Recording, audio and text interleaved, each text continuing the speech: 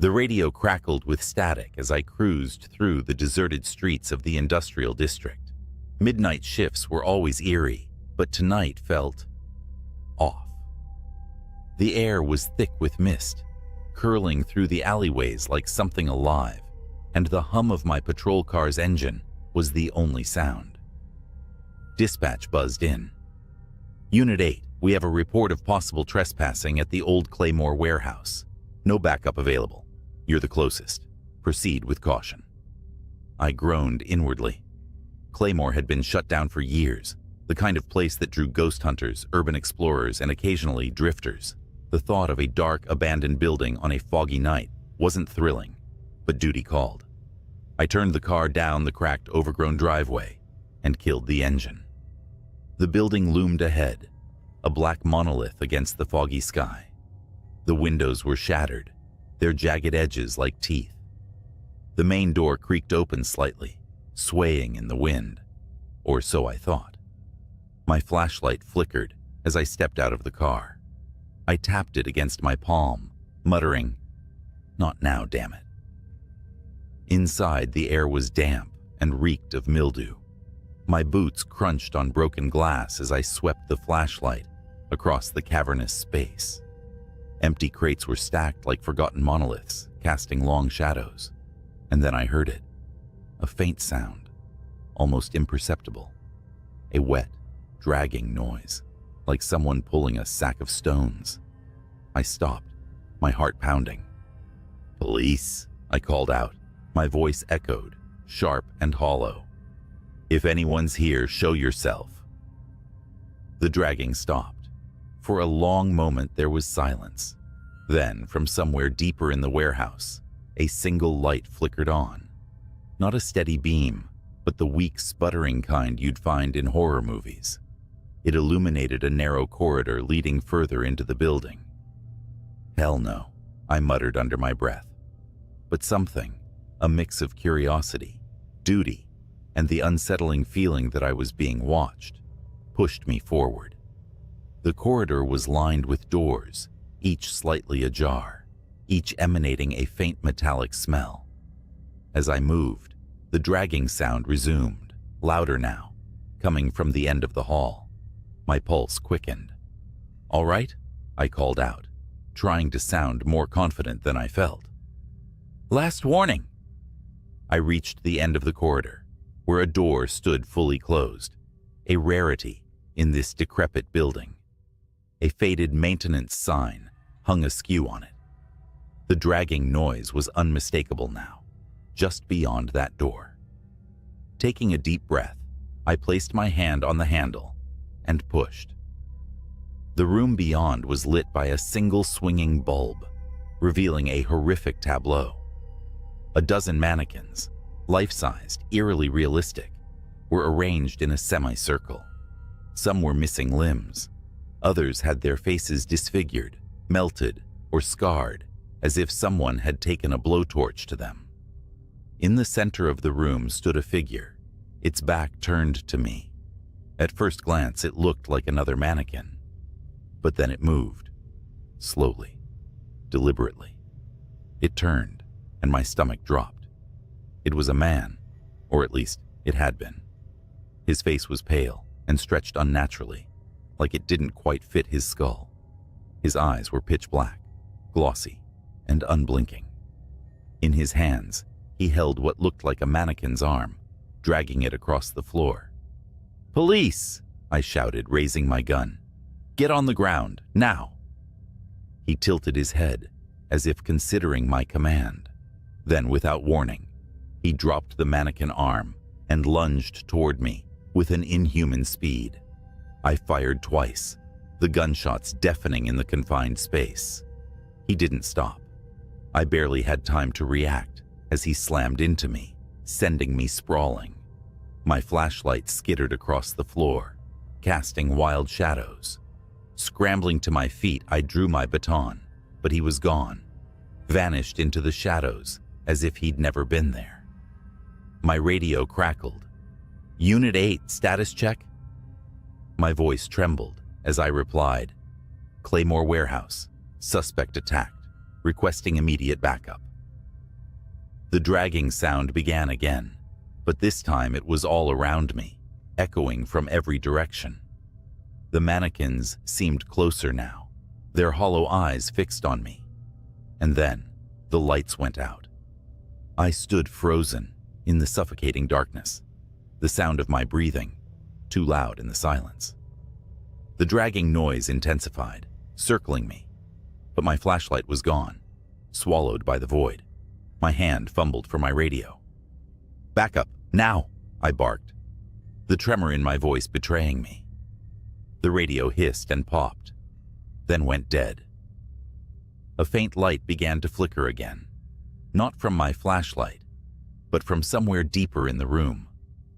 It was dim and sickly, illuminating patches of the space like the glow of a dying bulb. The mannequins stood eerily still, but something was different.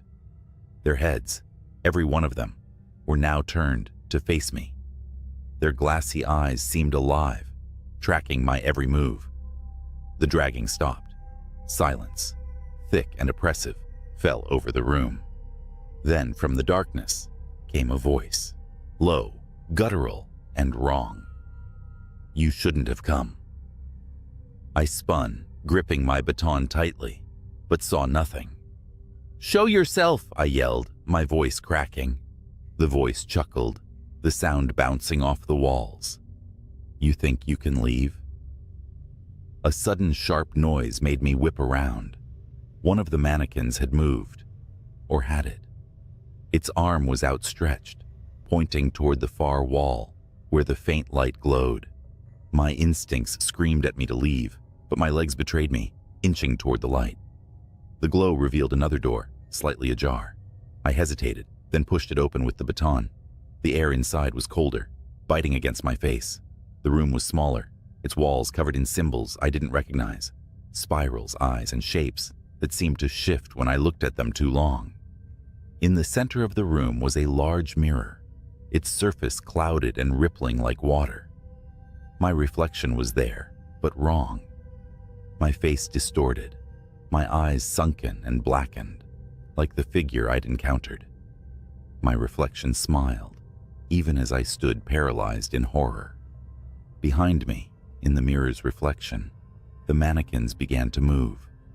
Slowly, jerking unnaturally, they advanced toward me, their mouths stretched into ghastly grins, teeth glinting where there shouldn't have been any.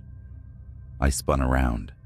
They were closer now, forming a tight circle, their grins widening as their heads twitched unnaturally. I raised the baton uselessly as one lunged forward, and then the mirror shattered. The explosion of glass filled the air, shards raining down like a storm. A deafening roar followed, a rush of wind that sent the mannequins toppling. The sickly light flared and extinguished, plunging the room into absolute darkness. I don't remember running, but I found myself outside, gasping for breath, my patrol car in sight. The warehouse stood silent and foreboding behind me, its windows now dark. My hands shook as I fumbled with the keys, locking myself inside the car and calling dispatch. When backup arrived, I told them everything, or at least tried. They swept the building, finding only dust and decay. No mannequins, no symbols, no shattered mirror, just an empty, abandoned warehouse. They looked at me like I was crazy, and maybe I was. But as I drove away, I couldn't shake the feeling of being watched. In my rearview mirror, for the briefest moment, I saw them. Rows of mannequins lined up along the edge of the woods, their hollow eyes glinting in the moonlight. And behind them, the pale figure smiled. It was nearly midnight, and my hands were shaking as I tried to unlock the door to my small, dimly lit apartment. My job as a dispatcher for the local police department often kept me on edge, but tonight was worse. Earlier, an officer had called in a strange report, a 911 hang-up from a house that didn't officially exist. The house was listed as condemned over 30 years ago, long before I was born. Yet the caller had whispered for help so frantically that I could still hear their voice in my mind. Then the line cut out, and every attempt to trace the signal was met with static. I shrugged it off as exhaustion and opened the door to my apartment. The air inside was stale, and shadows played across the walls as I flicked on the light. Tossing my keys onto the counter, I froze. The TV was on. I hadn't left it on. I didn't even use it that often. Static crackled on the screen, cutting through the silence. I approached cautiously, heart pounding in my chest. As I reached for the remote, the screen blinked, and the static shifted into an image. A darkened room, flickering fluorescent light. And then I saw it. A figure standing in the corner, barely illuminated. Its back was hunched, its limbs too long for its body. The face, shrouded in shadows, seemed to tilt toward the camera. It didn't move, but felt alive, as though it was waiting. The screen blinked again. This time, there was a loud thud from my bedroom. I didn't want to move. Every instinct screamed at me to leave the apartment, but my legs carried me forward, step by reluctant step, down the hall. I pushed the door open. The room was empty, but the window, which I always locked before leaving, was wide open. Cold air rushed in, carrying with it the faintest sound of laughter. Or was it crying, echoing from the street below? I leaned out, peering into the darkness. Nothing. Just the usual quiet city street. That's when my phone buzzed in my pocket. The caller ID was blank. Hands trembling, I answered. Hello? Static. And then a voice. Don't turn around. The line went dead. I spun instinctively, even though every nerve in my body begged me not to. The hallway behind me stretched longer than it should have, the end disappearing into an unnatural darkness. The air grew colder, and for a moment, I swore I saw something move at the edge of the shadows. I didn't wait to find out. Grabbing my keys, I bolted for the door. As I passed the TV, the image changed. It now showed the front of my apartment building. The camera zoomed in on a figure standing beneath the lone street lamp. It was the same hunched figure from before, and it was looking up. I froze mid-step, staring at the screen. The figure wasn't moving, but its head tilted slightly upward, as though meeting my gaze through the camera lens. The image on the TV flickered, distorting momentarily before refocusing. Now the figure had taken a step closer to the building, closer to me. I didn't think. I ran out of the apartment, down the stairwell, and into the cold night air.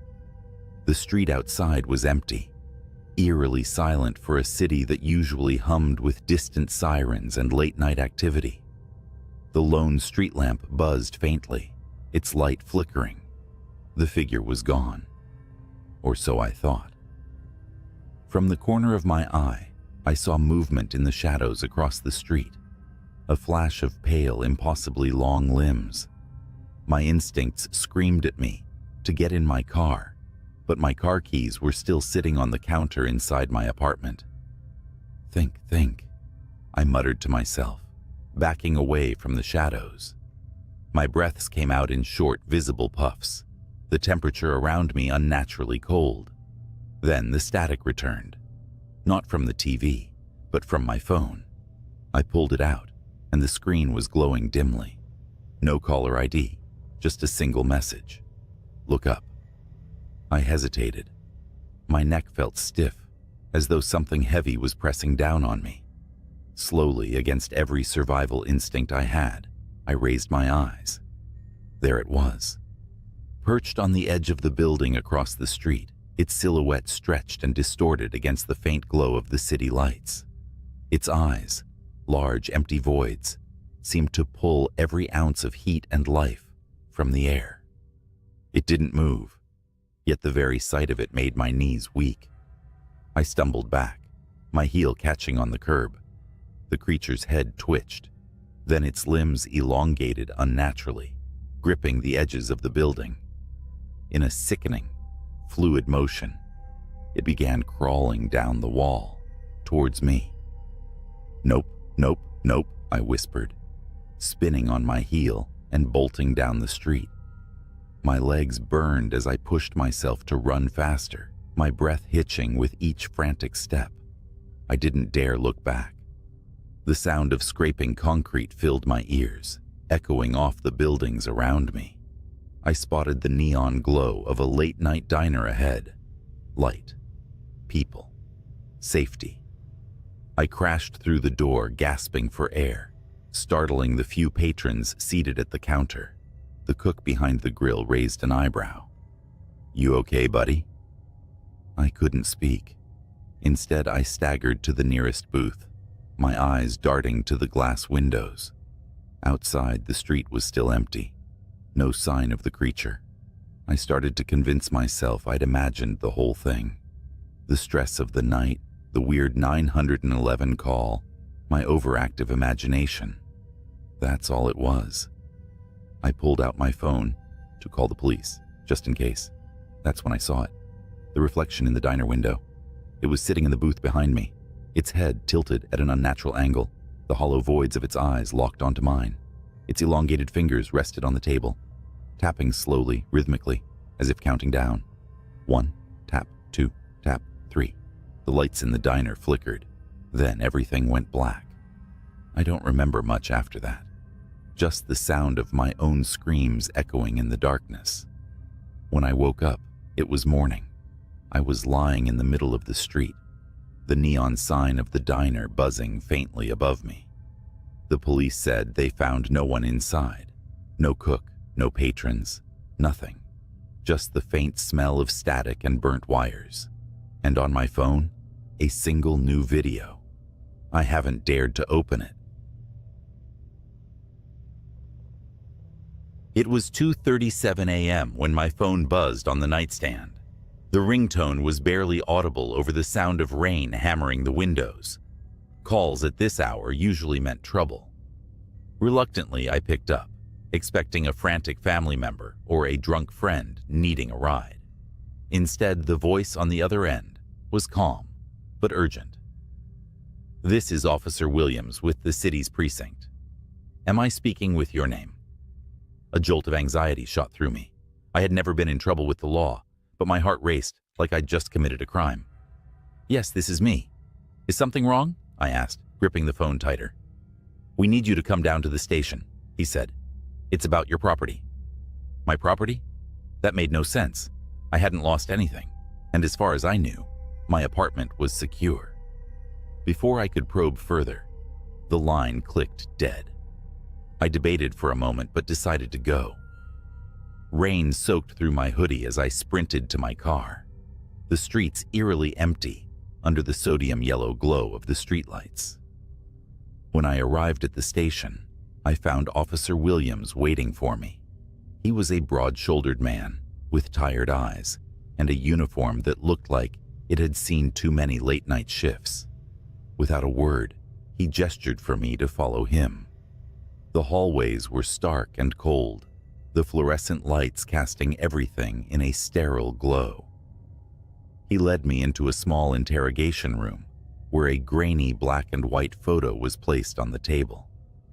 The photo was of my apartment, specifically my living room window. "What am I looking at?" I asked, confused and slightly irritated. "This was taken by our surveillance unit 3 nights ago," he replied. "We had a tip about a person of interest in your neighborhood. Do you see anything unusual?" I leaned in closer. At first, it seemed like an ordinary shot of my apartment, but then I saw it. A faint reflection in the window, a face staring inside. My stomach churned. "That's impossible," I stammered. "I've lived there for years. I've never seen anyone like that." Williams slid another photo across the table. This one was taken from a different angle. The figure was clearer now, pale, gaunt, and distorted. like someone pressed their face against the glass for hours. "We've been monitoring your building," Williams said. "There's been a string of strange incidents. People in the neighborhood have reported hearing footsteps on their roofs, tapping on their windows." "But that doesn't explain why you called me," I interrupted, panic creeping into my voice. Williams hesitated, his expression grave. "The person in the photo isn't a suspect. They're the victim." I froze. "What?" "They were found dead in the alley behind your apartment last night. Cause of death is unknown, but..."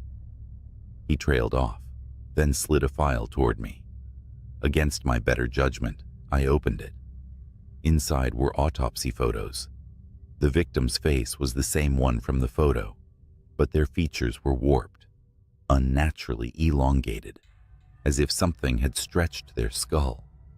Deep claw marks ran down their neck and chest. I felt like I was going to be sick. "There's more," Williams said. "We reviewed the footage. That figure? They were at your window for 7 hours straight." I pushed back from the table, shaking my head. "This has to be some kind of joke." "I wish it were," he said, his voice low. "After the figure left your window, they didn't walk away. They crawled, backwards, all the way to the alley." The room seemed to close in around me. My thoughts raced. Had I heard anything? Seen anything? I couldn't remember. All I could picture was that distorted face staring through my window. Williams leaned closer. "We need you to check your apartment. Look for anything unusual, anything out of place." I wanted to refuse, to stay in the relative safety of the police station, but something told me this wasn't going to go away. Begrudgingly, I agreed. When I got back home, the place felt different. The air was heavy, the shadows deeper. I checked every window, every door, but nothing seemed out of the ordinary. Then I noticed the floor. Into the corner of the living room, right beneath the window from the photo, was a small puddle of water. It hadn't rained that night, and there was no leak in the ceiling. The water glistened faintly, as if something had been standing there, dripping. I took a step closer, and that's when I saw it. Scratches on the windowsill. They weren't deep, but they formed a pattern. 5 thin lines, like claw marks, running parallel to each other. My heart pounded as I backed away. That's when I heard it. A soft tapping, coming from the bedroom. I froze. The tapping was deliberate, slow and rhythmic, like someone rapping their nails against the glass. My bedroom was at the back of the apartment, with no fire escape and no easy access. Whoever or asterisk whatever asterisk was making that sound shouldn't be there. Gripping my phone, I debated calling the police, but something inside me whispered that they wouldn't get here in time. Every instinct screamed for me to run, to leave the apartment and never come back. But my legs felt like lead. Slowly, I moved toward the hallway, the tapping growing louder with each step. When I reached the bedroom door, I stopped. The sound had changed. It was no longer a steady tap. It was faster now, erratic, like someone was scratching the glass with desperate intensity. My hand hovered over the doorknob. "Who's there?" I called out, my voice cracking. The scratching stopped. The silence was worse. My heartbeat thundered in my ears as I pushed the door open. The room was pitch black except for the faint glow of the street lamp filtering through the curtains. The window was shut, but frost crawled along the glass in jagged patterns, even though it wasn't cold outside. Then I saw it. A shadow in the corner. It didn't move, but I could feel it watching me. "Leave," I whispered, clutching my phone like a lifeline. "Whoever you are, just go." The shadow shifted. Slowly, it stepped into the faint light. My stomach dropped. It was the figure from the photo. Pale and gaunt, with hollow eyes that seemed to sink into its skull. Its limbs were too long, its fingers ending in sharp, blackened tips. But the worst part was its mouth, a jagged, unnatural grin that stretched impossibly wide, revealing rows of needle-like teeth. It tilted its head, watching me with an almost curious expression. Then it spoke. "You left the window unlocked," it rasped, its voice a guttural whisper that sounded like it hadn't been used in years. I wanted to say hello.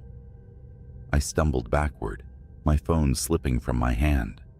The thing lunged forward, its movements jerky and insect-like. I scrambled out of the room, slamming the door shut and locking it. My breaths came in short, panicked gasps as I grabbed a chair and wedged it under the doorknob. The scratching started again, louder this time, more frantic. I bolted for the front door, fumbling with the lock, when the sound stopped. The sudden silence sent a chill down my spine. I turned, half expecting the thing to be standing right behind me, but the hallway was empty. And then I heard it. Soft, deliberate footsteps, coming from the ceiling. I looked up just in time to see the drywall crack and buckle. The creature's face emerged from the shadows, peering down at me through a hole it had clawed open. Its grin widened. "No one escapes," it hissed. Adrenaline kicked in, and I flung the door open, sprinting into the rain-soaked night. I didn't stop until I reached my car, fumbling with the keys and locking myself inside. My hands trembled as I started the engine, the headlights illuminating the empty street. Empty, except for a figure standing in the middle of the road. It was the creature. It didn't run or lunge. It just stood there, staring, its head tilted as if it were memorizing me. I hit the gas, swerving around it and speeding into the night. I didn't stop driving until I reached the police station.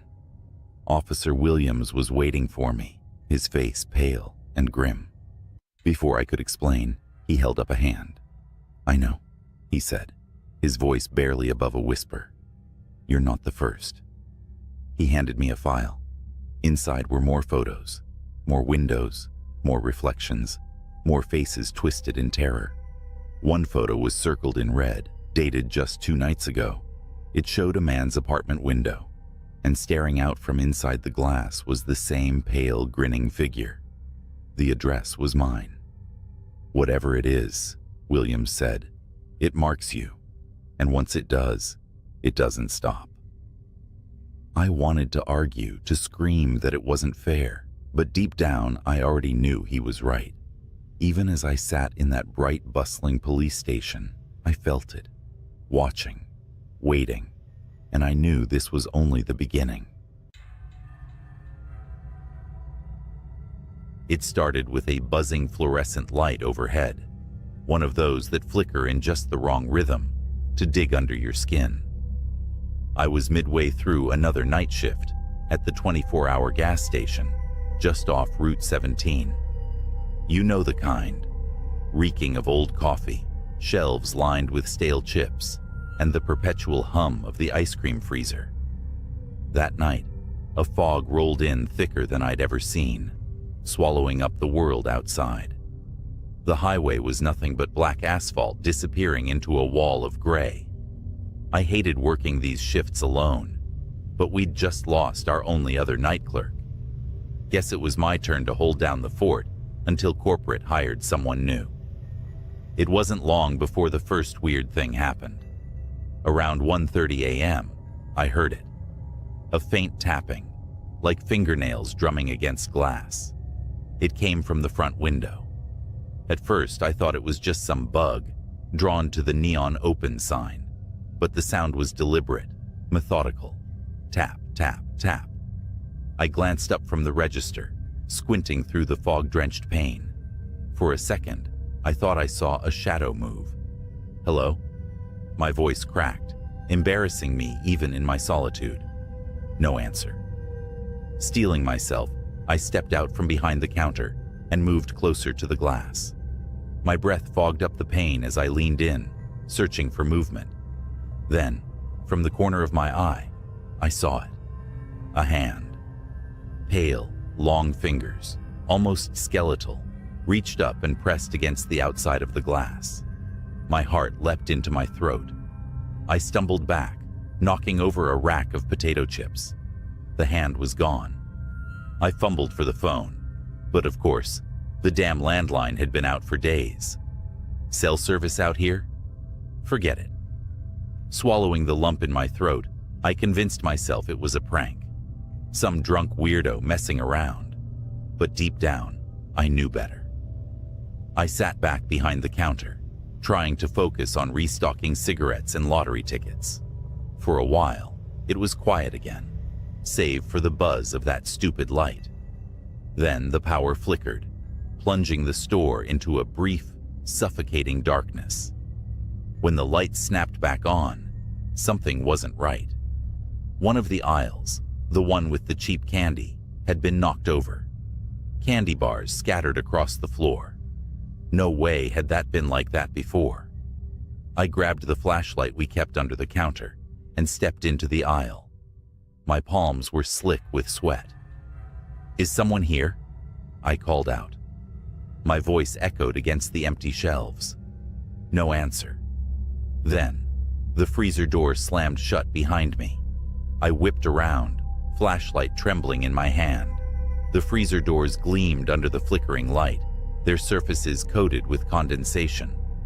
Slowly, I moved toward them, each step feeling heavier than the last. The air seemed colder than it should have been, like the chill from the freezers had leaked into the entire store. My breath puffed out in short, nervous clouds. And then I saw it. One of the glass doors had fogged over, and written in the condensation, in long, jagged letters, were the words, "Look behind you." I froze. Every hair on my body stood on end. My throat felt tight, like something invisible was wrapping around it. I didn't want to turn. Every cell in my body screamed, "Don't turn around." But I did. The flashlight beam swept over the empty aisles, shaking as I scanned for anything out of place. There was nothing, just shelves of junk food and energy drinks. The fogged-up window near the entrance. The door I swore I had locked earlier, now standing slightly ajar. A tendril of fog, curling in like a lazy, creeping snake. And then, movement. At the edge of the beam, something darted between the shelves. Not walking, crawling. I backed up toward the counter, flashlight shaking. "Who's there?" I shouted, my voice cracking. It appeared then, just for a second, peeking out from the corner of the pet food aisle. A face. But it wasn't a face. No eyes, no mouth, just smooth, pale skin stretched unnaturally tight over bone. The thing leaned out farther, its head cocking to one side like it was studying me. Then it scuttled out of sight, faster than anything human should move. I didn't think, I just ran. I sprinted toward the front door, slamming into the glass, fumbling with the lock. My fingers felt clumsy, the cold making them numb. Behind me, I heard it again, the tapping. But this time, it was everywhere. From the freezer doors, the windows, even the ceiling. Tap, tap, tap. The door finally gave way, and I stumbled out into the fog. The cold air hit me like a slap, but I didn't stop running. The gas pumps were barely visible through the haze, their lights dim and flickering. That's when I heard the voice. "Where are you going?" It came from all directions, deep and rasping, like someone trying to talk through a throat full of gravel. I turned, flashlight beam slicing through the fog, and saw them. Dozens of them. Figures, crawling on all fours, their faceless heads tilted unnaturally. Their pale bodies seemed to shimmer, half solid, like they were caught between this world and another. They were closing in, surrounding me. I did the only thing I could think of. I ran for my car. The keys were in my pocket, but my hands were shaking so badly, it felt like it took an eternity to pull them out. The flashlight slipped from my grip and rolled away, its beam casting eerie shadows as it spun. I finally got the door open and threw myself inside, slamming it shut. The fog pressed against the windows, thick and oppressive, and the creatures were there, circling the car. Their hands scraped against the glass, leaving smears of condensation behind. I turned the key in the ignition, my heart pounding so hard it felt like it might burst. The engine sputtered once, twice, before roaring to life. The creatures froze, their heads snapping toward me in unison. For a moment, everything was silent.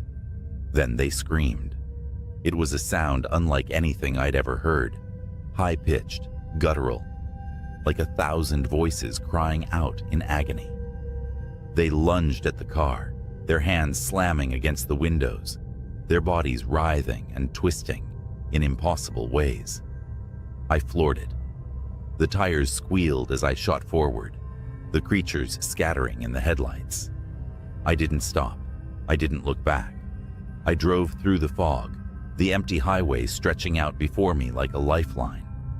Eventually, the fog lifted. The gas station disappeared in my rearview mirror, swallowed by the darkness. I quit the next day. I still don't know what I saw that night. I don't want to know. But sometimes, when I'm alone at night, I swear I hear it. The tapping. And I can't help but wonder if they ever really let me go. The diner where I worked night shifts wasn't anything special.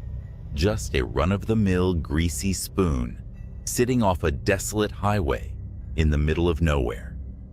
Most nights were uneventful, serving truckers, wiping counters, and flipping through an ancient magazine to pass the hours. But that night was different. It started when the clock on the wall chimed midnight, a ritual so mundane that I usually didn't notice it. This time, though, the sound stretched on longer than it should have, like the chime was being dragged, distorted, pulled apart. The fluorescent lights above me buzzed and flickered, sending the room into brief bursts of darkness. I glanced toward the door, half hoping to see a customer walk in and break the eerie silence. Instead, the night outside seemed thicker than usual, the parking lot lights barely piercing the foggy darkness. Then the bell above the door jingled. No one had walked in. That's when I noticed the booth at the far end of the diner. It was occupied. I hadn't heard anyone come in. The man sitting there had his back to me. He wore a black jacket, the kind with a hood, though it was down. His dark hair was greasy and matted, and he sat perfectly still, staring out the window into the nothingness beyond. "Can I help you?"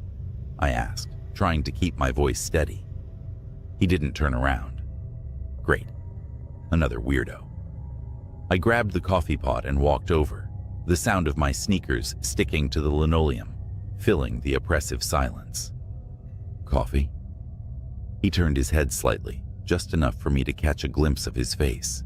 His skin was pale, almost sickly, and his eyes were glassy, unblinking. "Do you ever wonder," he said, his voice low and gravelly, "what's watching when you're alone?" I froze, coffee pot trembling in my hand. What?" His lips curled into a grin, not a friendly one.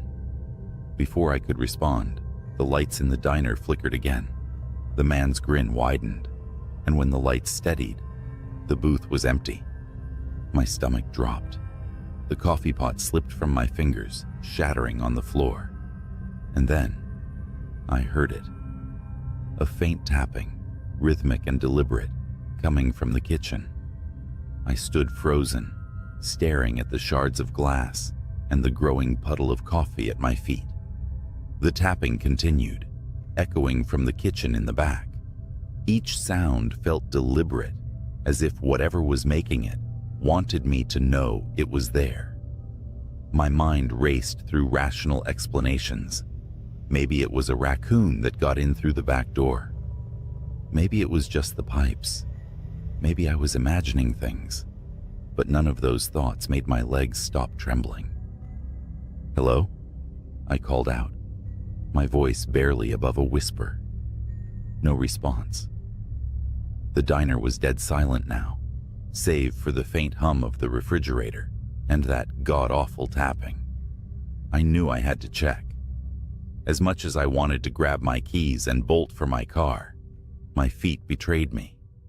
I stepped cautiously toward the kitchen, every squeak of my sneakers against the linoleum, sounding like a gunshot in the stillness. The door to the kitchen was ajar, swinging slightly as if it had just been pushed open. The fluorescent light above it flickered erratically. "Anyone there?" I asked, louder this time. The tapping stopped. My breath hitched, and I clenched my fists to keep them from shaking. I stepped through the door and scanned the room. Everything was where it should be. The counters, the griddle, the industrial sink, nothing out of place. Until I saw the freezer door. It was cracked open. I knew I'd closed it. I was sure of it. The freezer was old, and it didn't stay cool unless it was properly latched. I edged closer, feeling the cold air snake out and brush against my skin. The tapping resumed, louder now, and it was definitely coming from inside the freezer. I reached out, my hand trembling as I grabbed the handle. Slowly, I pulled it open. The smell hit me first, metallic, rancid, and suffocating. Inside, the shelves were empty, save for a single object on the middle rack. It was a jar. The glass was smeared with something dark and viscous, and inside a mass of something pulsed faintly, as though alive. My stomach churned, but before I could back away, I heard a voice. "I told you," it whispered, low and guttural. I spun around, and there he was, the man from the booth, now standing in the doorway of the kitchen. His head tilted unnaturally to the side, and his grin was stretched wider than before, exposing teeth that were jagged and wrong. "You ever wonder what's watching?" he hissed, his voice distorted, like static on an old TV. I stumbled back, my foot slipping on the slick freezer floor. The jar fell from the shelf, shattering on the ground. The thing inside spilled out, a writhing, fleshy mass that began to grow. It unfurled long, spindly limbs that slapped against the walls, its surface glistening with a black, tar-like substance.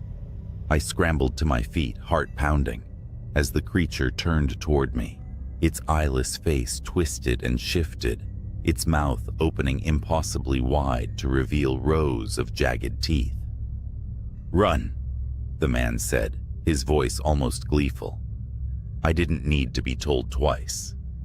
I bolted out of the kitchen, through the diner, and into the foggy night.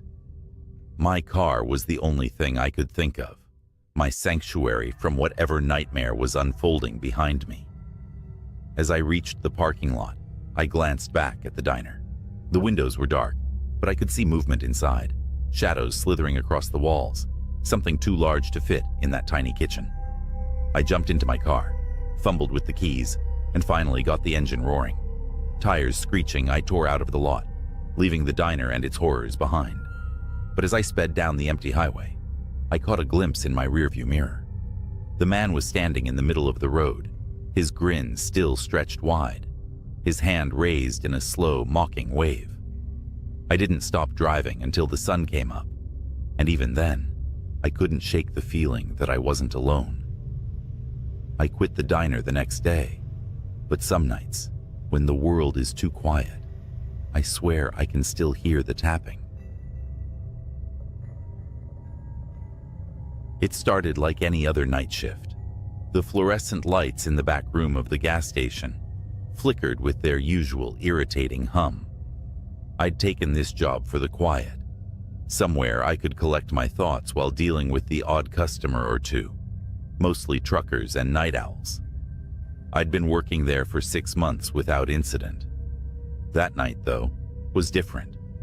It was the dead of winter, and a brutal windstorm had turned the streets into a graveyard of fallen branches and trash. I leaned against the counter, scrolling aimlessly on my phone, when the door chimed. A man walked in. His face was shrouded in the shadow of a hoodie, and he moved deliberately. too deliberate for someone who just wanted chips or smokes. Something about him immediately set my nerves on edge. He didn't look at me, didn't grab anything. He just wandered the aisles like he was searching for something. The cameras buzzed overhead. I glanced up at the monitors above the counter. I'd grown used to watching people on those screens. Most were harmless, predictable. But as I scanned the feeds, my stomach turned. There was a glitch in the camera. A second figure flickered into view behind the man. Tall, thin, its limbs too long for its body. Its head tilted unnaturally as it watched him. I blinked hard, thinking it was a software issue. But when I looked back up, the figure was gone. The man finally approached the counter, dropping a pack of gum and a small black notebook onto the surface. I rang him up, barely able to meet his eyes. "You working alone tonight?" he asked. It was a simple question, but the way he said it made my skin crawl. His voice was low, grating, like the sound of gravel under tires. "Yeah," I replied, regretting it instantly. He grinned, revealing teeth that were uneven and stained. He paid in cash, shoved the change into his pocket, and left without another word. But as the door swung shut, I noticed something he'd left behind. The notebook. It was small and weathered, its cover marked with a symbol I didn't recognize. My gut told me to leave it alone, but curiosity got the better of me. I flipped it open. The pages were filled with numbers, rows and rows of handwritten code that made no sense to me. Then at the bottom of one page, I saw something that made my breath hitch. "Do not stay until 3:17 a.m. I glanced at the clock. It was 2:48. For the next 29 minutes, I tried to shake it off as some kind of prank. But as the hour approached, strange things began to happen. The lights flickered, longer than usual. The cameras in the corner started to glitch again, showing static interspersed with brief, distorted images of the store. And then there were the noises, soft, guttural whispers that seemed to come from nowhere and everywhere at once. At 3:16, the power went out completely. The store plunged into darkness, save for the faint blinking glow of the exit sign. And then the door chimed again.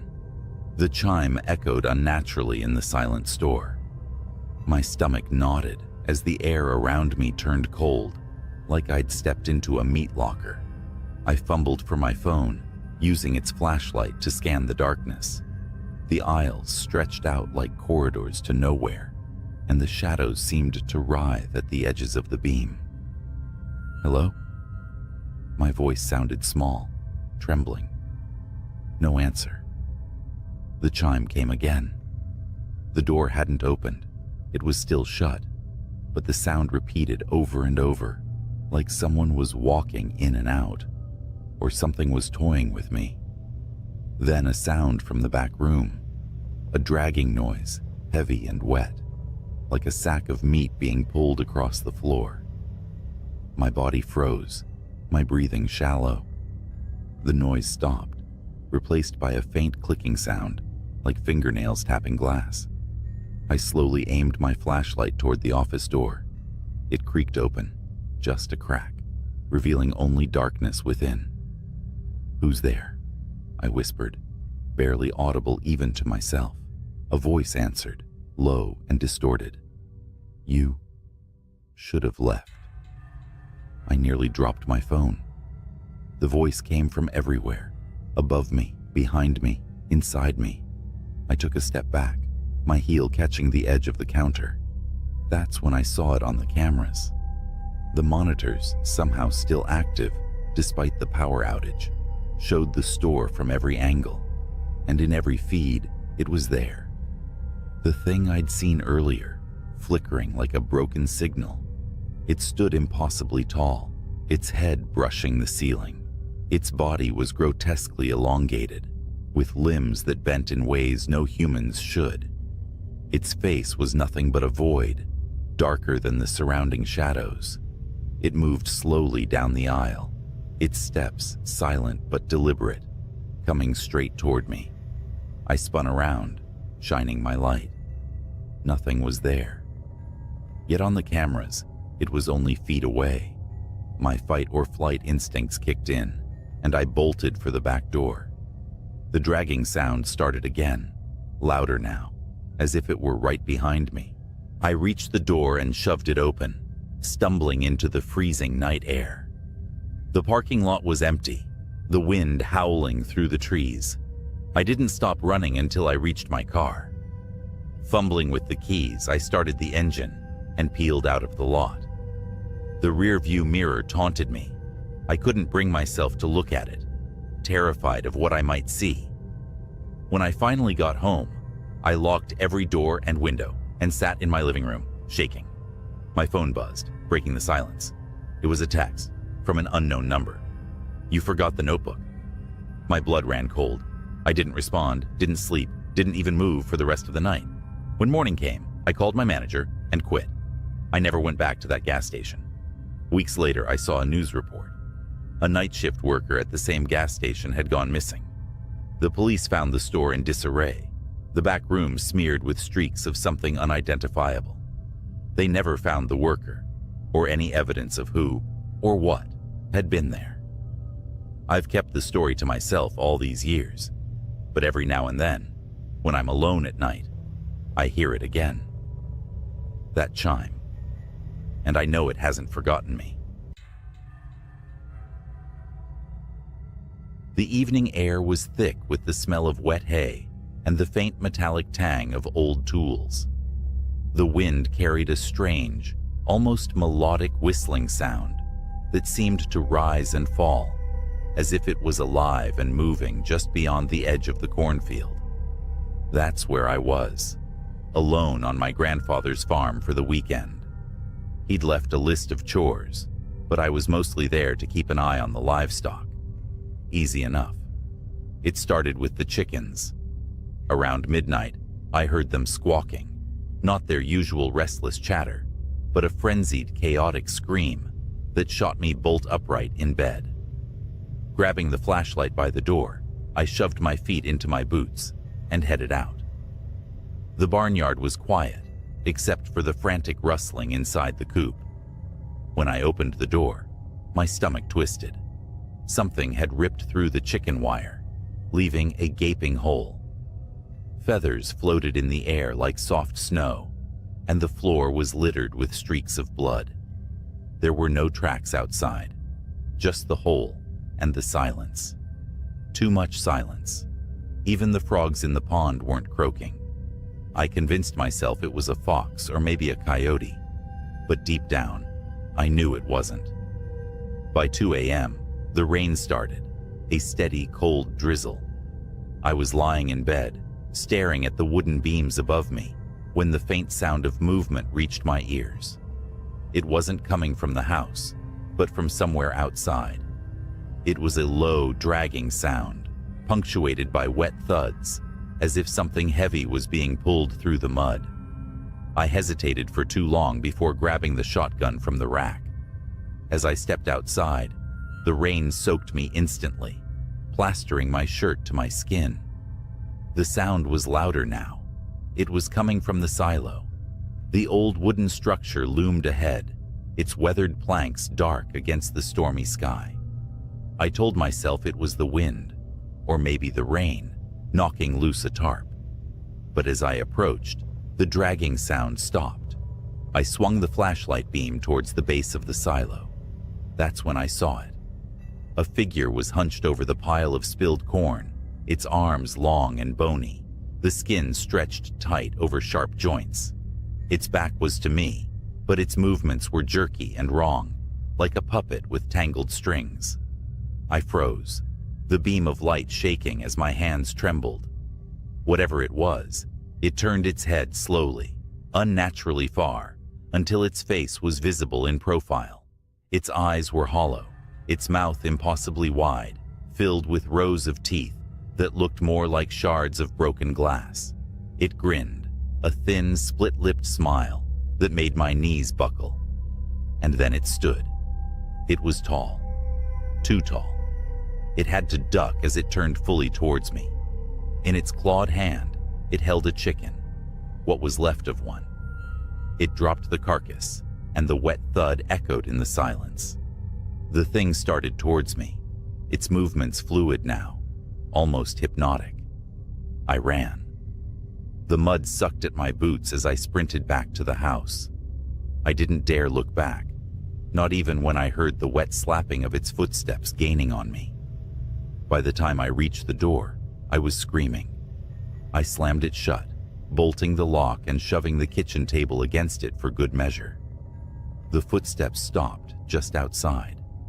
The porch creaked as it stepped up, and I could hear it sniffing, the sound wet and guttural. Then, nothing. I stayed up the rest of the night, the shotgun cradled in my arms, the flashlight trained on the door. It didn't return. Not that night. But the farm wasn't the same after that. Strange things kept happening. The cows refused to graze near the silo, and I found deep clawed marks gouged into the barn doors. And every night, without fail, that melodic whistling would drift through the air, growing louder as it approached the house. I left that farm the next morning, my chores undone. I never told my grandfather what happened. I didn't have to. When he called me weeks later, his voice was shaking. He said something was out there, something that didn't belong. He never saw it, but he heard the whistling. He sold the farm not long after that. Last I heard, the new owners abandoned it after their son disappeared. They said he was playing near the silo. I know better. I wish I could say that was the end of it, that I left the farm and the horrors stayed there, tied to the land like a bad dream. But things like that don't let go so easily. They follow you. They linger. A few months after I left, I moved to the city, hoping the crowded streets and constant hum of life would drown out the memories. It worked for a while. I even started sleeping better, the image of that grinning, hollow-eyed thing fading with time. Then, one night, I heard it again. I was walking home late, my breath fogging in the chilly air. The streets were empty, the kind of quiet that feels unnatural in a city. I'd just turned a corner when I heard it. The whistling, that same melodic tune, the one I had convinced myself was just the wind back on the farm. I stopped dead in my tracks, my pulse hammering in my ears. It was faint, almost playful, coming from somewhere up ahead. Slowly, I turned my head. The streetlights flickered, casting long, jittery shadows. For a moment, I saw nothing, just empty sidewalks and parked cars. Then, it stepped into the light. It was the same as before, tall, gangly, its skin stretched taut over bones that seemed to shift and crack as it moved. Its eyes locked on mine, black and endless, and it smiled that impossible smile. But now, it was wearing something. A tattered flannel shirt and overalls, smeared with mud and blood, as if mocking the life I'd tried to leave behind. It tilted its head, studying me like a predator sizing up its prey. And then, it began to move. Not running, not lunging, but walking, slow and deliberate, each step a taunt. I did the only thing I could. I ran. The streets blurred as I sprinted, my lungs burning with each gasp of icy air. The whistling followed, growing louder, closer, no matter how fast I ran. I turned corner after corner, desperately searching for someone, anyone. But the city seemed empty, like the world had folded in on itself, leaving me alone with that thing. Finally, I spotted an old church, its heavy oak doors slightly ajar. I dove inside, slamming the door shut and sliding the iron bolt into place. The silence was deafening. For a moment, I thought I'd escaped. Then the whistling started again, just outside the door. It circled the building, the sound rising and falling as it moved, always just out of sight. I backed away, clutching a heavy candlestick I'd grabbed from the altar. My eyes darted to the stained glass windows, searching for any sign of movement. That's when I noticed the shadow. It stretched across the floor, long and spindly, growing larger as it moved closer to the window. Slowly, its face came into view, distorted by the colored glass, but unmistakable. It pressed a hand, if you could call it that, against the window, the claws clicking softly against the pane. And then, it smiled. I don't know what happened next. Maybe I screamed. Maybe I passed out. All I know is that when I woke up, the church was empty, the doors still bolted, and the whistling was gone. But it left something behind. On the floor, in the faint light filtering through the stained glass, was a single feather. Blood-stained and torn, just like the ones from the coop on the farm. I moved again after that, farther this time. Different city, different state. But no matter where I go, I hear it sometimes. Late at night, when the world is quiet and the shadows grow long, that faint, mocking tune, carried on a wind that doesn't belong. I don't know what it wants or why it chose me, but I know this: it's still out there, somewhere, and it's still watching. So, if you're ever out in the countryside and you hear whistling, don't follow it. Don't look for the source. Just run and pray it isn't looking for you. It started with a bet. I was bored, drunk, and feeling invincible when I said I'd spend the night out at Widow's Creek Farm. For years, it had been the town's favorite spooky story, the abandoned farmhouse, where people swore they heard voices, saw shadows moving in the windows. Local legend said the owner, Mr. Eldridge, vanished one night, and no one had been able to buy or sell the property since. Something about the land made people uneasy, but I didn't believe in all that. Armed with a flashlight, a folding chair, and a thermos of coffee, I set out to prove everyone wrong. By the time I got to the farm, the moon was low and hazy, casting just enough light to turn the barn and house into black, jagged silhouettes against the night sky.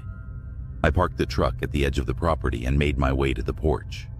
The wood groaned beneath my weight, the sound echoing in the absolute stillness. Inside, the house smelled like wet rot. My flashlight beam swept over faded wallpaper and furniture covered in sheets. But what struck me was the silence. No crickets, no wind, just nothing. Easy, I muttered to myself, setting up my chair in the front room where I had a clear view of the kitchen and stairs. Just a night alone in an old house. The first few hours passed without incident. I tried to stream music, but the signal was dead. That's when I heard it, a faint thud upstairs. My flashlight shot toward the staircase, catching nothing but empty steps. It's just the house settling, I told myself, though my pulse was already quickening. And then, the lantern flickered to life. It was sitting on the kitchen table, a rusty oil lantern I hadn't noticed before. A weak yellow flame danced inside, casting moving shadows on the walls. I froze. There was no one here. No one could have lit it. "Who's there?" I called out, my voice cracking. The lantern flame sputtered as if in response, then settled into a steady glow. I stepped closer, my boots dragging against the warped floorboards. The lantern's glass was clean, the wick trimmed. Someone had been here recently. I turned in a circle, shining my light into every corner of the room, but saw nothing. Then I heard the footsteps. They were coming from above me, slow, deliberate steps crossing from one end of the house to the other. My flashlight darted to the ceiling as the sound moved toward the top of the staircase. "Hello?" My voice was barely above a whisper now. The footsteps stopped. The lantern, sitting on the table just a moment before, was suddenly at the foot of the stairs. Its flame flared brightly, and for a second, I thought I saw something behind it. A shadowy figure, long and thin, its head cocked to one side as if studying me. I ran. I bolted out the front door, my flashlight beam bouncing wildly in the dark. The truck was parked just a few hundred feet away, but as I ran, the air grew thick. My legs felt heavy, like wading through molasses. I glanced back over my shoulder and stopped dead. The farmhouse was ablaze with light, every window glowing fiercely. Figures stood in the glass, tall, thin shapes that didn't move, just watched as I struggled to breathe. And then the barn door slammed open. Something crawled out of the darkness. It was on all fours, moving unnaturally fast, its limbs too long, its head tilted at an impossible angle. I screamed and turned back toward the truck, pushing through whatever force was holding me back. I reached the door, fumbling for the handle, but the thing was right behind me now. I felt its breath, hot, wet, and rancid, on the back of my neck. Then the truck roared to life. I didn't start it. I wasn't even inside yet. The headlights blazed on, illuminating the creature as it lunged for me. It froze in the bright beams, its skin pale and stretched, its face a featureless mask. For a moment, neither of us moved, and then it shrieked, a sound so high and sharp, it felt like needles stabbing into my ears, and darted back toward the barn. I didn't wait to see what happened next. I threw myself into the truck, slammed the door, and peeled out of there, gravel spraying in my wake. In the rearview mirror, I saw the farmhouse lights flicker and die, one by one, until only the lantern remained, glowing faintly on the porch. I didn't stop driving until I was miles away, back in the safety of town. I told my friends I'd lost the bet, made up some story about the place being too creepy to stay the whole night. I didn't mention the lantern, the footsteps, or the thing in the barn. I should have forgotten about it. Moved on. But last night, I woke up to find a faint yellow glow in my bedroom. The lantern was on my dresser. I didn't sleep that night. How could I? The lantern sat on my dresser, its faint yellow flame steady and unmoving, the same lantern I left behind at Widow's Creek. I wanted to believe it was a nightmare, that I was still out there on the farm, and all of this was a fever dream, brought on by fear and exhaustion. But when dawn broke, the light of the flame didn't dim. It stayed just as bright, a constant reminder that whatever followed me home wasn't leaving. I couldn't stay in the house. I packed what I could and drove. No destination in mind, just miles of asphalt and endless trees. The morning air was crisp, but I kept glancing in the rearview mirror, expecting to see something there, the pale, stretched face of whatever came out of that barn. But I was alone, for now. I checked into a motel on the edge of a neighboring town, telling myself this was temporary, that I could figure out what to do next once I got some sleep. But when I opened the room door, my stomach dropped. The lantern was waiting for me on the bedside table. Its flame burned just as steady, casting that sickly yellow glow. I stepped back, leaving the door open, hoping some part of me was imagining it. But when I blinked, it was still there. Something inside me snapped. I grabbed the lantern and hurled it across the room, expecting it to shatter, to douse that damn flame for good. But it didn't break. It landed on the carpet with a dull thud, the flame undisturbed. And then I heard it. The footsteps.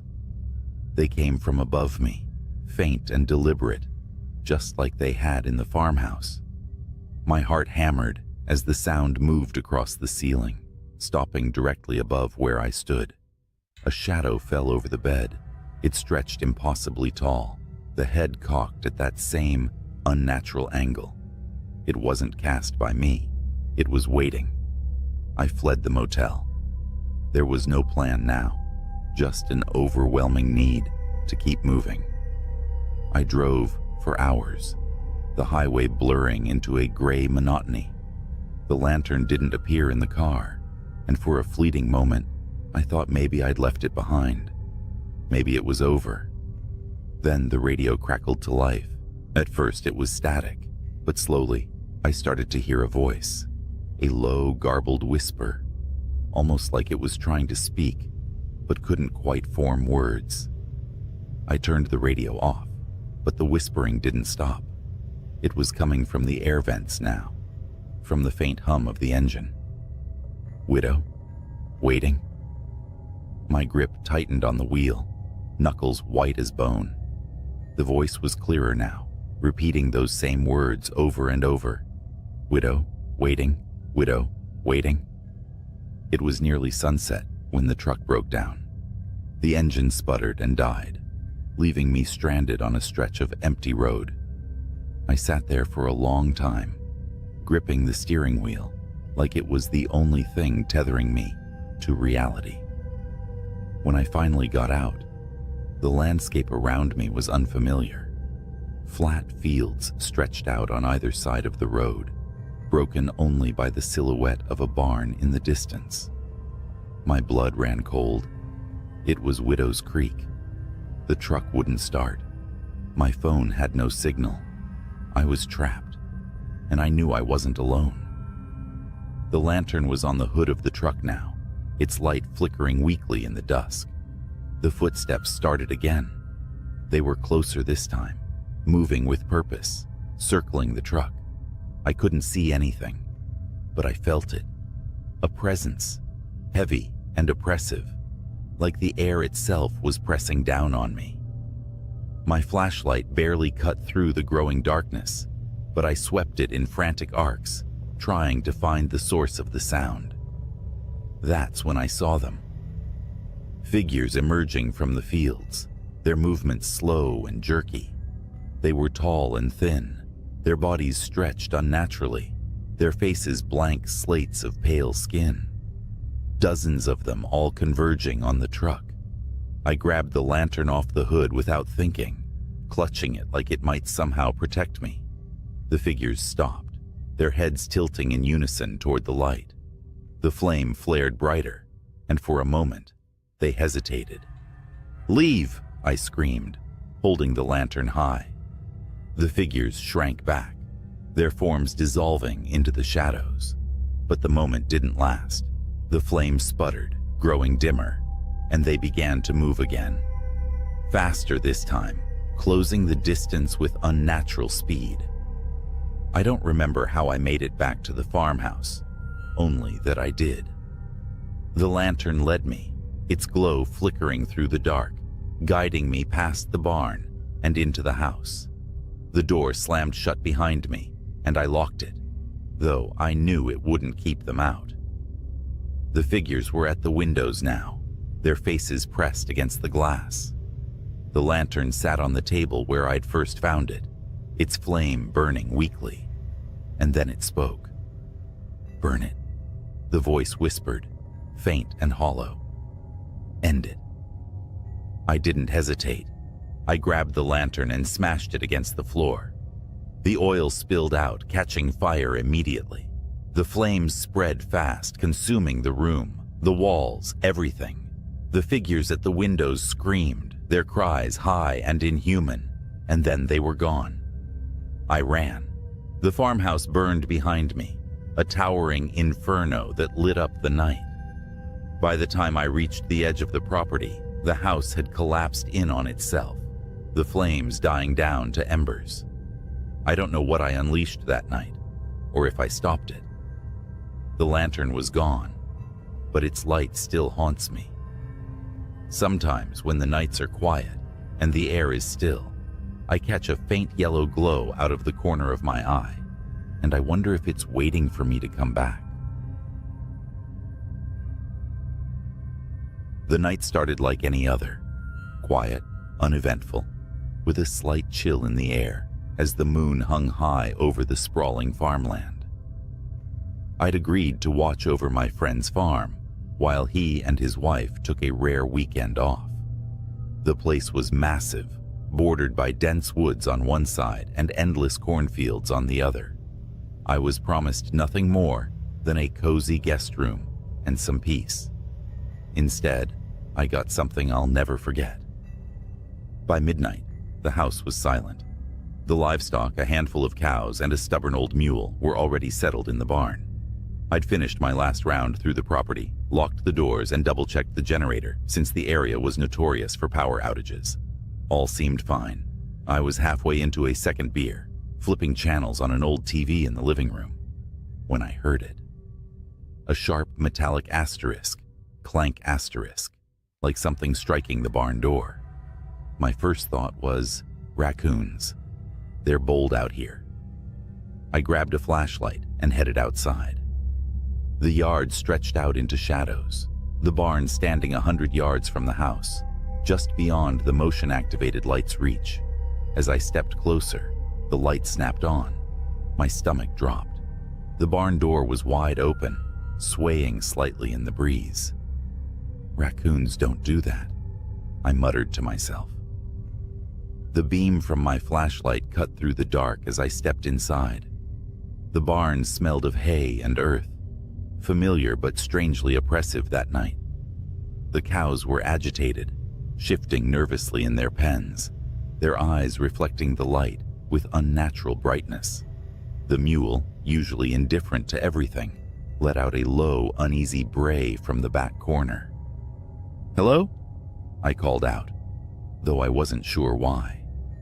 Maybe I hoped whoever, or whatever, was there would just leave if they heard me. No response. Just the sound of animals shifting and the faint creak of the barn's wooden beams. Then I saw them. Footprints in the dirt floor. Bare, human-like prints. But they were wrong. The toes were too long, almost clawed, and the stride was unnatural, too far apart, like whoever made them was crawling or bounding rather than walking. I followed the tracks to the far corner of the barn, where the mule stood trembling, its ears pinned back. Beyond it was the old ladder that led up to the hayloft. The prints stopped there, but the mule's reaction told me whatever it was hadn't just disappeared. I didn't want to go up there. Every instinct screamed to leave, to lock the barn, and pretend I hadn't seen anything. But I couldn't shake the feeling that if I ignored it, whatever was lurking up there wouldn't stay contained.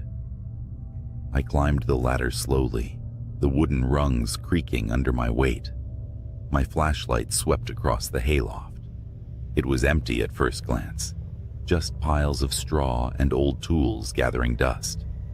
Then I noticed something odd. In the far corner, where the moonlight filtered through the slats, the hay was matted down, like something had been lying there, and next to it, scratch marks, long, deep grooves in the wood, as if made by claws.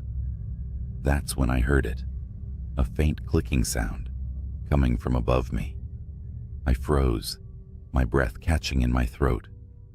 The barn had no second story, just the roof beams overhead. Slowly, I tilted the flashlight upward. Something was there, crouched among the beams, its pale limbs impossibly thin and long, its head cocked at an unnatural angle, as if studying me. Its eyes reflected the light like an animal's, but they were too big, too human. It moved suddenly, skittering along the beams like a spider, the clicking sound growing louder as its claws scraped against the wood. I don't remember climbing down. 1 second, I was staring at it, and the next, I was sprinting toward the house, my flashlight bouncing wildly in my hand. I slammed the door behind me and locked it, my heart pounding so hard, it hurt. The house felt wrong now, like it wasn't safe anymore. I grabbed my phone to call for help, but there was no signal. Not unusual for the area, but it felt deliberate. Then, the lights flickered and went out, plunging the house into darkness. I could hear it now. The faint asterisk, click, click, click asterisk of claws on the porch outside. It wasn't trying to hide anymore. It wanted me to know it was there. I moved as quietly as I could, grabbing the only weapon I could find, a rusty hatchet from the fireplace tools. The sound moved to the side of the house, then the back, as if it was circling, testing the walls. Then came the worst sound yet, the creak of a window sliding open upstairs. It was in the house. My mind raced. There was nowhere to run, nowhere to hide that it wouldn't find me. The only option was to face it. Hatchet in hand, I crept up the stairs, every step feeling like it could be my last. The hallway stretched out in front of me, the guest room door slightly ajar.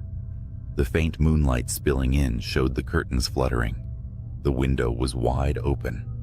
The clicking had stopped. I pushed the door open slowly. The room was empty, but the bedspread was disturbed. Claw marks raked across the headboard. My pulse was deafening in my ears as I backed out of the room. That's when I felt it. Hot breath against my neck. I spun around, swinging the hatchet wildly. It caught something, the blade sinking in with a wet asterisk thunk asterisk. A screech filled the air, high-pitched and inhuman. The creature recoiled, its long limbs thrashing as it tried to pull away. I saw it clearly for the first time, its skin pale and stretched taut over its bones, its face a grotesque mimicry of human features, twisted into something predatory. I didn't stop swinging until it stopped moving. When the sun rose, I buried what was left of it in the woods. I don't know what it was, and I don't want to know. My friend's farm looks peaceful in the daylight, but I'll never stay there again.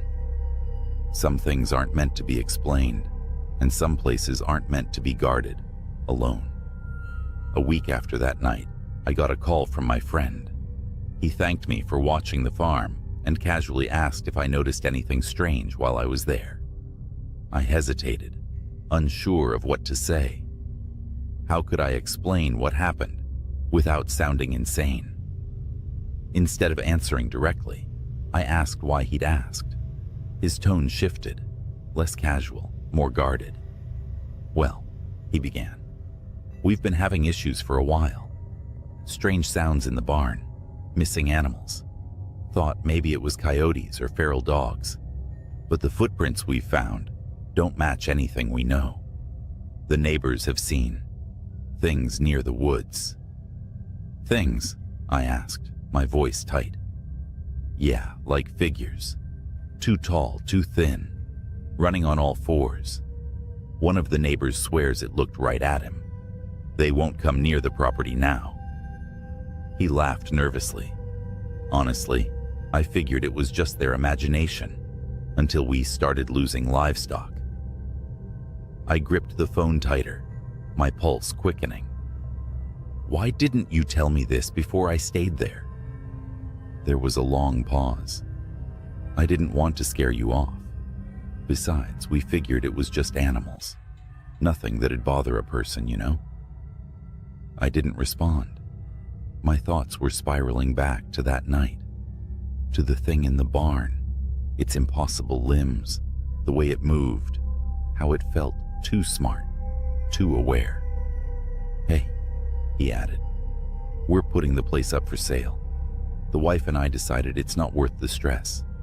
Whoever buys it can deal with whatever's out there. That was the last time I heard from him. The farm sold within a month, and I heard the new owners moved in without issue. For a while, I thought that was the end of it.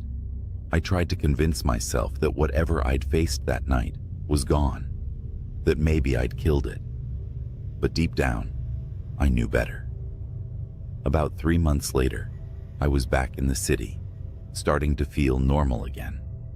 Then one evening, as I was locking up my apartment for the night, I heard it. A faint asterisk, click, click, click asterisk, from somewhere in the hallway. My blood ran cold.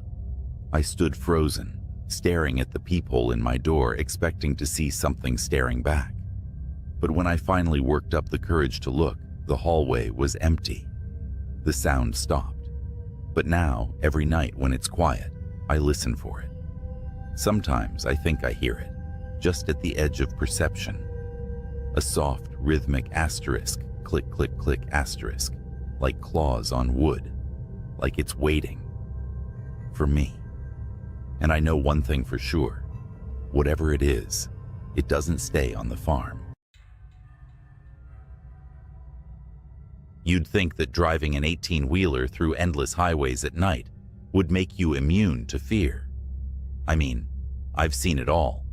Road rage, accidents, even a guy walking naked on Route 66 like he was auditioning for a horror flick. But what happened last month? That wasn't the usual trucker nightmare. That was something else. Something wrong. I'm hauling cargo across Nebraska, about 2 a.m.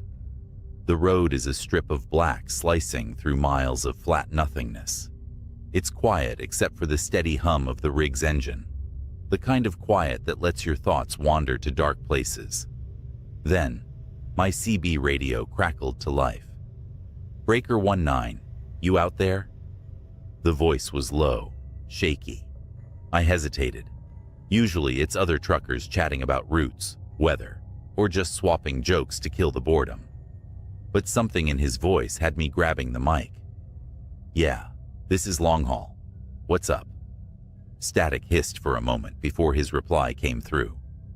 I think I'm being followed." "Followed?" I asked, gripping the wheel tighter. My eyes scanned the rearview mirrors out of reflex, even though I knew the highway behind me was empty. "You sure about that? Ain't nobody out here but us." The radio crackled again, and his voice came through more frantic this time. "It's not a car. I don't know what it is. It's been tailing me since mile marker 240. Every time I look back, it's closer." "Closer? What are you seeing, man?" I asked, feeling a bead of sweat roll down my temple. Nebraska highways don't exactly have streetlights, and whatever he was dealing with was probably some stray animal or a trick of the dark. He didn't answer right away. Instead, there was a long pause, filled only with static, before he finally whispered, "Eyes." "Eyes?" I repeated, my stomach tightening.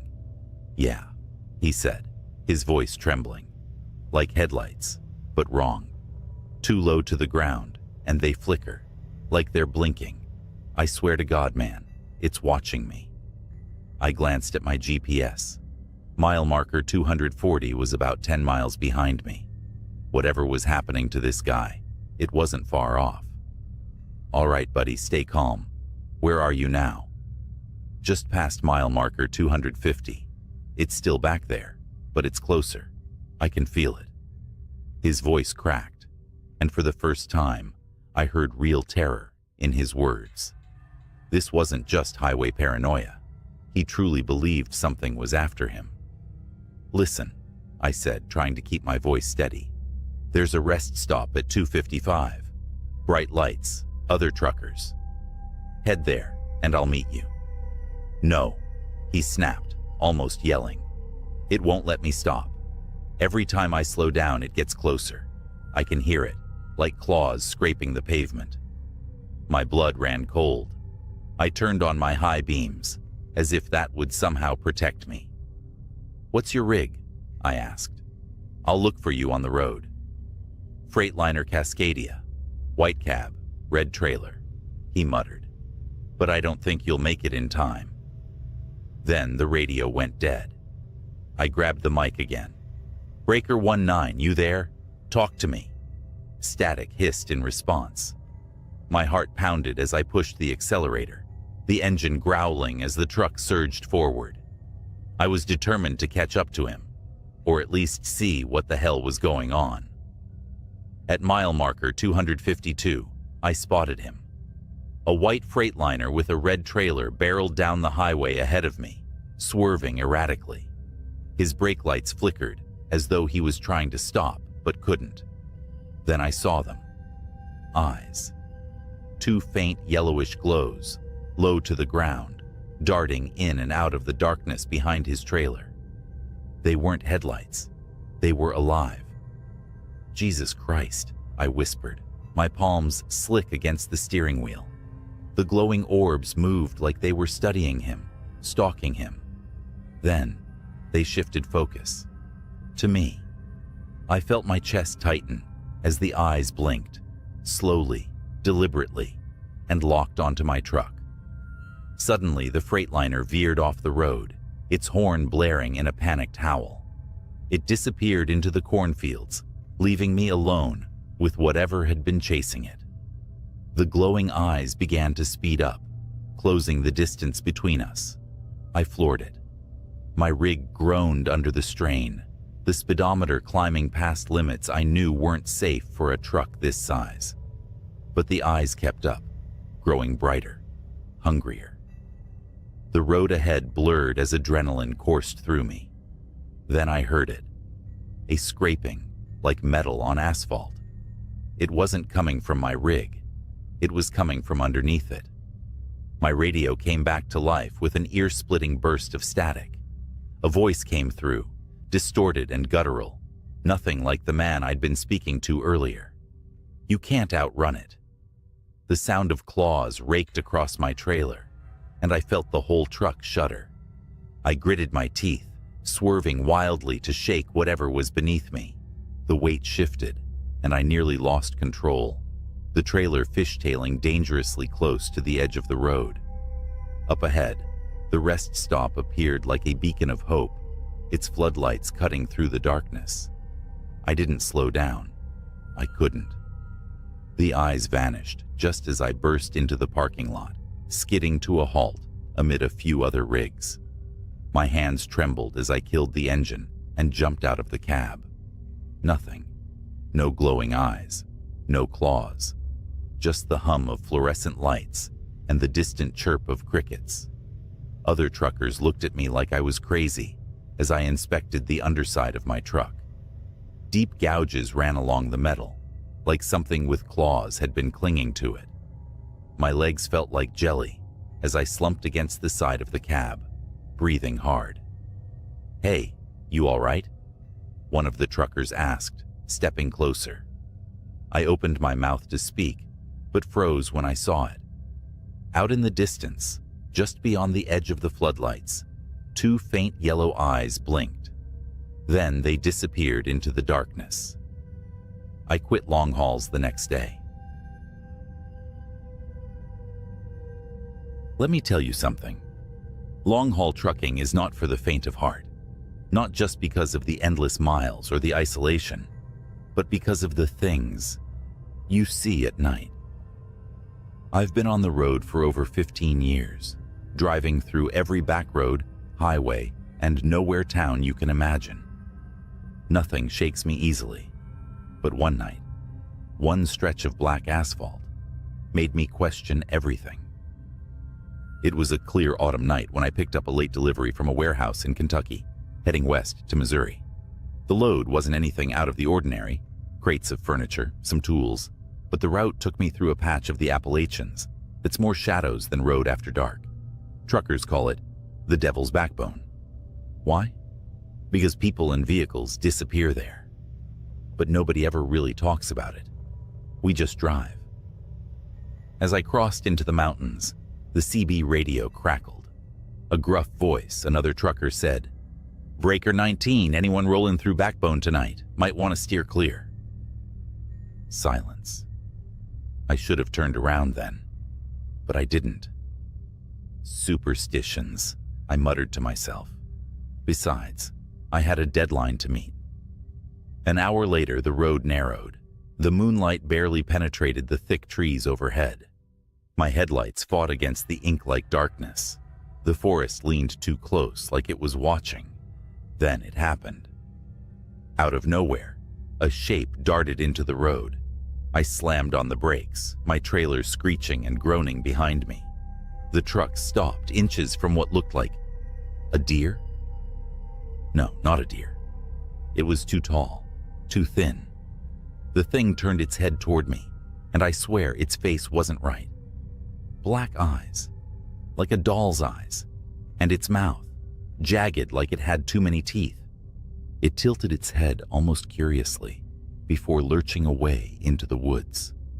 My hands gripped the wheel, knuckles white. My instincts screamed to keep driving, but my engine stalled. That's when I saw the scratches. 3 deep parallel gashes raked across my hood. Fresh, the kind no animal leaves behind. The CB buzzed again, but it wasn't static this time. A low growl came through, like an animal, or a man imitating one. "Still rolling, driver?" A voice rasped, half laughing, half snarling. I was about to radio back, demand who it was, but the air in the cab grew cold. Breath fogged in front of me, though my heater was blasting full, and the forest, so loud with crickets and wind minutes before, had gone dead silent. Then came the footsteps. Heavy, slow, something big, something deliberate. I refused to look out the window, but in my mirror, I saw the outline of something. Something tall, too tall. It stood just beyond the reach of my brake lights, watching. A gut instinct I'd never felt before screamed at me to stay in the cab. The truck finally roared back to life. I floored it, the trailer swaying as I tore through the twists and turns. The further I got, the more the feeling of being hunted lessened. But it wasn't over. 30 miles later, I pulled into a rest stop, one of those desolate lots with a vending machine and a flickering light. Another rig was parked there, engine off, but no driver in sight. I stepped out, my boots crunching gravel, and checked my hood. Those gashes, they weren't just scratches anymore. They were smoking, smoldering like they'd been branded into the metal. And then, from the woods beside the lot, came a laugh. Not a man's laugh, not a child's laugh. It was distorted, like a tape player chewing on a bad recording. The hairs on my arms stood on end. "Driver," the same voice from the CB crooned, but this time it wasn't over the radio. It was in the air, behind me. I spun around, but no one was there. Just my truck, just the woods. But deep in those trees, I swear, I saw eyes. Not 2, dozens, blinking in unison. I didn't stay to find out what they belonged to. I climbed back into my rig, locked the doors, and drove until dawn. When I finally reached Missouri, the scratches on my hood were gone, replaced by pristine metal, like nothing had ever happened. But I know what I saw. And every time I pass through Appalachia, I see those same blinking eyes in my nightmares. If you're driving through the Devil's Backbone, keep your eyes forward, your windows shut, and don't stop for anything. A week passed, but the shadows of that night followed me. Truck stops felt quieter than usual, the roads darker, and the CB radio, even when silent, felt ominous. The scratches may have disappeared from my truck, but the memory of them burned in my mind. And then, the real nightmare began. My next haul was a routine trip, heading south toward Alabama, a midnight run. As always, I preferred driving at night.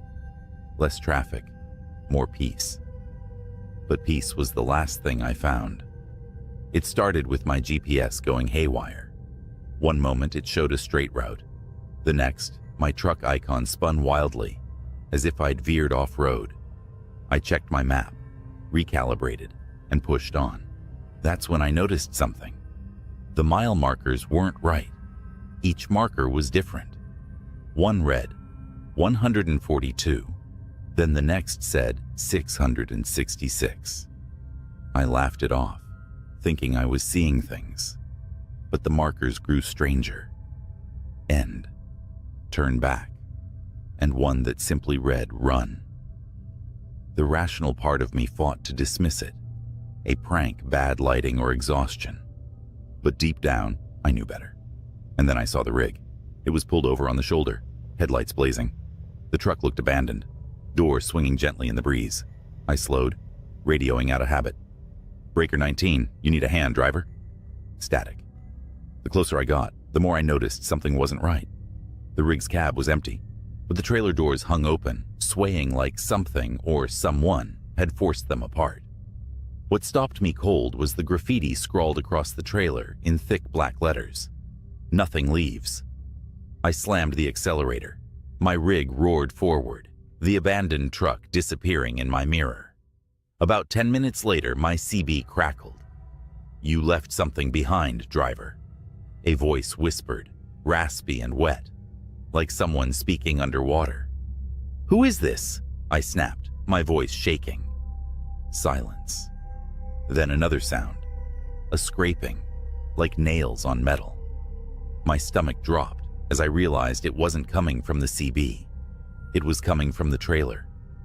Whatever it was, it had hitched a ride. My headlights caught a curve in the road ahead, forcing me to slow down. The scraping grew louder, more frantic, as if whatever was back there knew I was easing up. I gripped the wheel, heart pounding, until I couldn't take it anymore. I pulled over, leaving the engine running, and grabbed my flashlight. As I stepped out, the night wrapped around me like a suffocating blanket. The air was heavy, too quiet. I circled to the rear of the trailer, every crunch of gravel under my boots echoing too loud. My flashlight beam trembled as I pointed it at the doors. Deep gouges raked across the metal, forming patterns. No, symbols. My hands were sweating, but I reached for the handle. The moment I unlatched it, the doors flew open, and someone lunged at me. I stumbled back, falling hard on the asphalt. It was a man, or what used to be one. His skin was gray and stretched taut, his eyes sunken, but blazing with a sickly yellow light.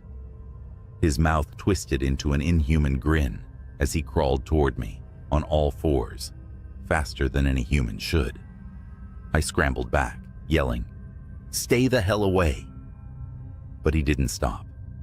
His movements were jerky, like a puppet on strings, and his grin widened impossibly as he reached out. That's when I heard it.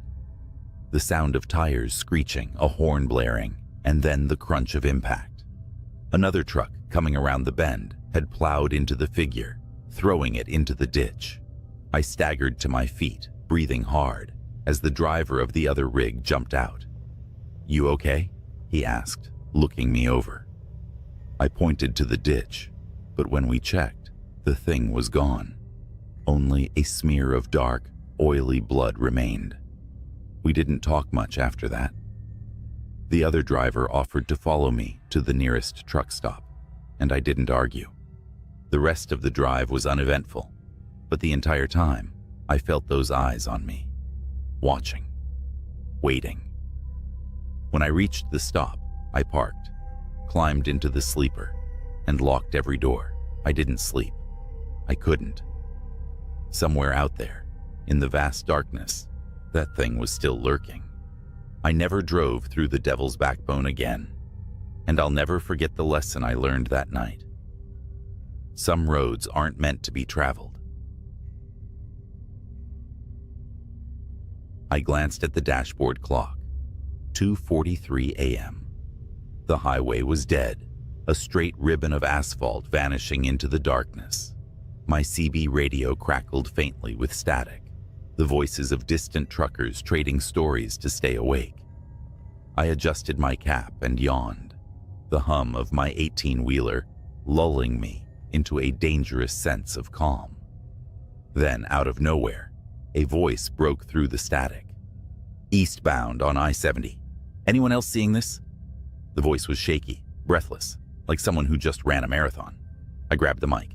"Eastbound here. What's going on?" Static swallowed his reply, but I heard enough to send chills down my spine. "Black semi. No lights. Coming up fast." I shifted in my seat, suddenly wide awake. My head